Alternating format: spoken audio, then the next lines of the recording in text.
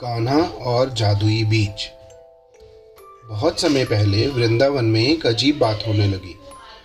गांव के पेड़ सूखने लगे थे, नदी का पानी कम हो रहा था और गायों की ताजी घास भी मुश्किल हो रही थी। सब लोग परेशान थे। ये अचानक क्या हो गया है? इतनी गर्मी पहले कभी नहीं पड़ी। नन्हे कान्हा सब देख रहे थे। एक दिन उन्होंने देखा कि गांव के बच्चे पेड़ों की टहनियां तोड़कर खेल रहे हैं। कोई नदी में कचरा फेंक रहा है, कोई छोटे पौधों को कुचल रहा है।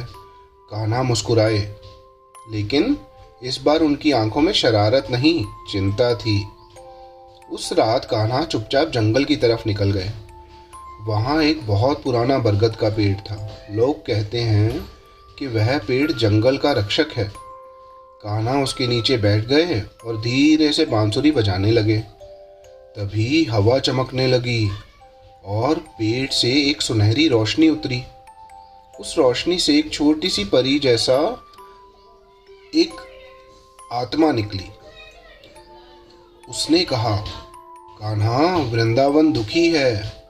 लोग प्रकृति से लेना चाहते हैं, लेकिन वापस देना भूल गए हैं। कान्हा ने पूछा, तो क्या किया जाए? आत्मा ने कान्हा को एक छोटा सा चमकता हुआ बीज दिया।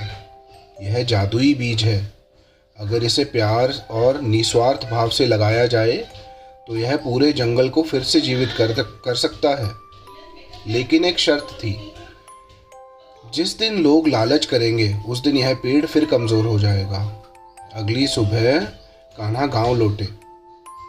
उन्होंने सारे बच्चों को बुलाया। आज हम एक नया खेल खेलेंगे। सब बच्चे खुश हो गए। कौन सा खेल? कान्हा बोले।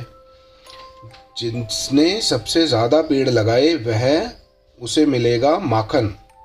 बस फिर क्या था, सारे बच्चे दौड़ पड़े। कोई गड्ढा खोद रहा था, कोई पानी ला रहा था, कोई बीज लगा रहा था। राधा भी मुस्कुराते हुए बच्चों की मदद कर रही थी। धीरे धीरे पूरा गांव बदलने लगा। लोग नदी साफ करने लगे, पेड़ों को पानी देने लगे, जानवरों का ध्यान रखने लगे। और फिर एक सुबह चमत्कार हुआ। जहाँ कान्हा ने जादुई बीज लगाया था वहाँ एक विशाल चमकता हुआ पेड़ उग गया। उसकी शाखाओं पर रंग बिरंगे फल थे और छाँव में ठंडी हवा बह रही थी। और सबसे अद्भुत बात, उस पेड़ के आसपास सूखी जमीन भी हरी हो गई थी। गांव वाले खुश थे।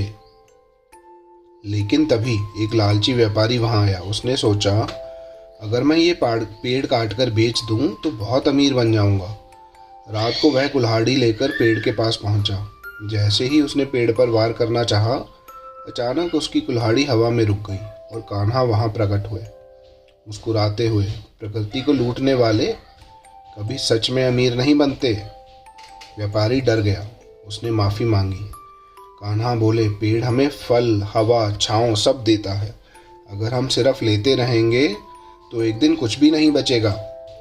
उस दिन के बाद वृंदावन के लोग हर बच्चे को पेड़ लगाने की सीख देने लगे और कहते हैं, आज भी रात के समय अगर कोई प्यार से पेड़ के नीचे बांसुरी बजाए तो हवा में कान्हा की हंसी सुनाई देती है।